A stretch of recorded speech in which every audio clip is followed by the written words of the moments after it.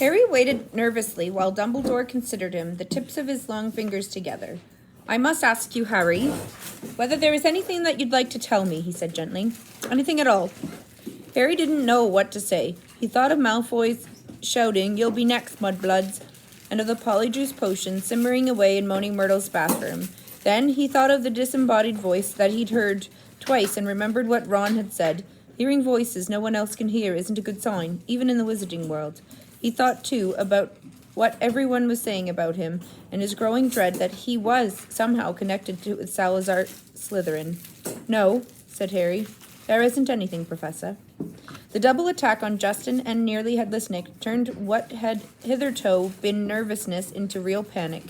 Curiously, it was Nearly Headless Nick's fate that seemed to worry people most.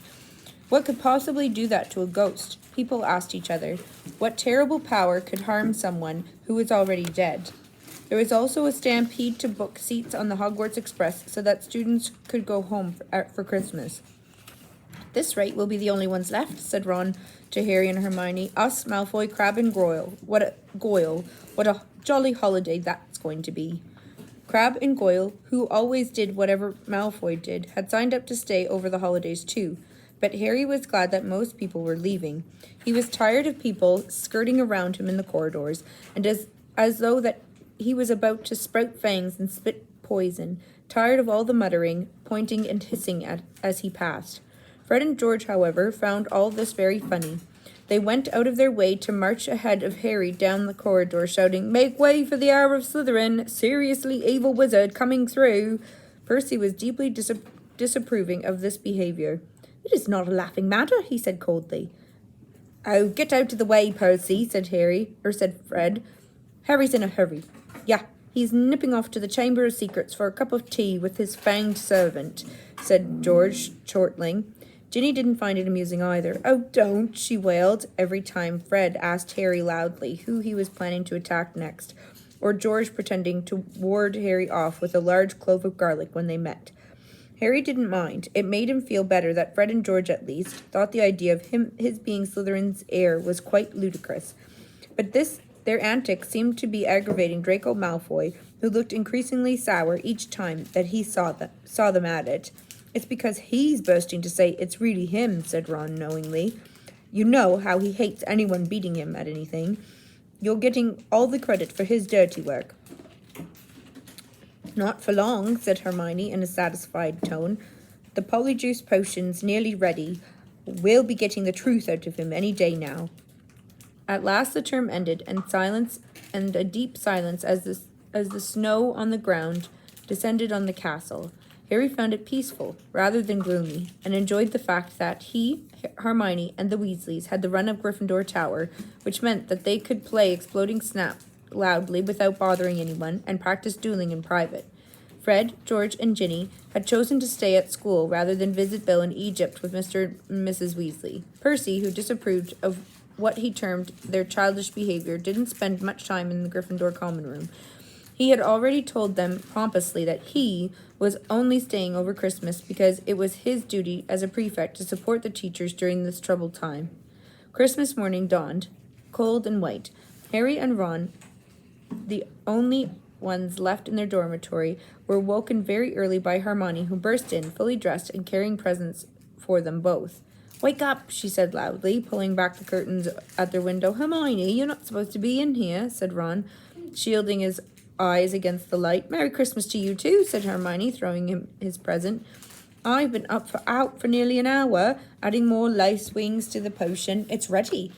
Harry sat up, suddenly wide awake. "Are you sure?" "Positive," said Hermione, shifting Scabbers, the rat, so that she could sit down at the end of this four-poster.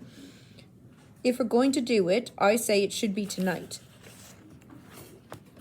At that moment, Hedwig swooped in the room, carrying a very small package in her beak.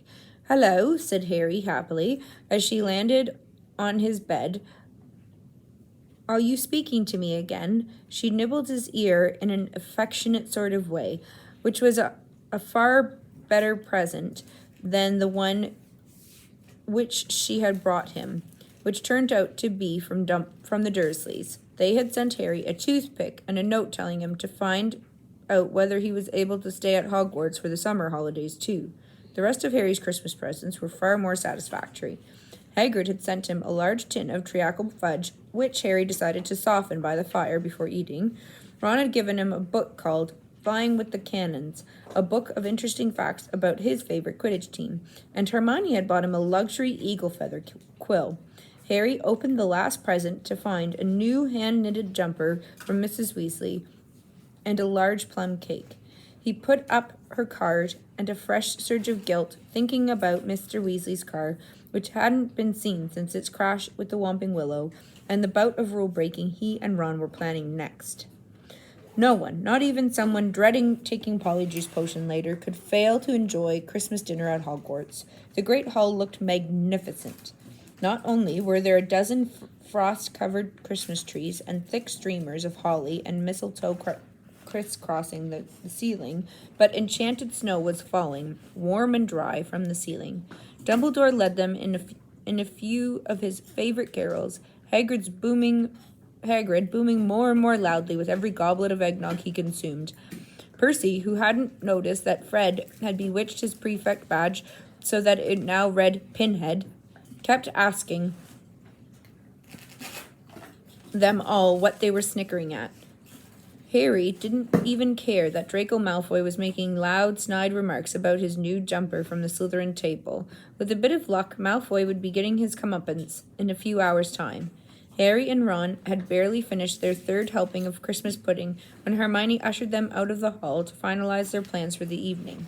"We still need to get a bit of the people what you're changing into," said Hermione matter-of-factly, as though she was sending them to the supermarket for washing powder.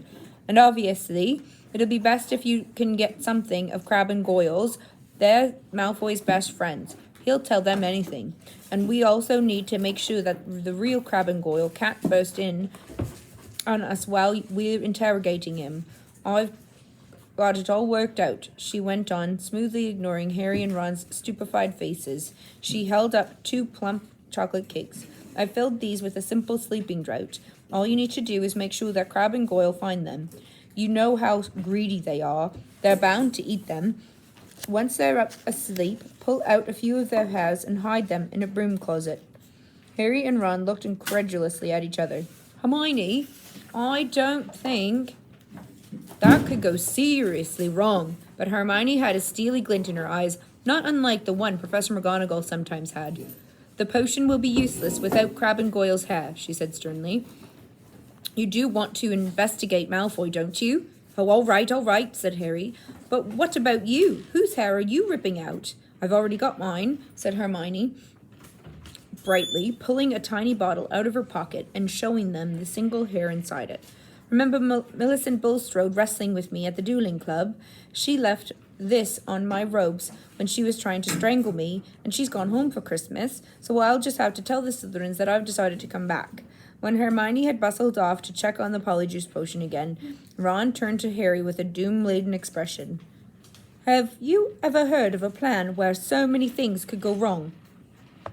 But, to Harry and Ron's utter amazement, stage 1 of the operation went just as smoothly as Hermione had said. They lurked in the deserted entrance hall after Christmas tea, waiting for Crabbe and Goyle, who had remained alone at the Slytherin table, shoveling down 4 helpings of trifle. Harry had perched the chocolate cakes on the end of the banister.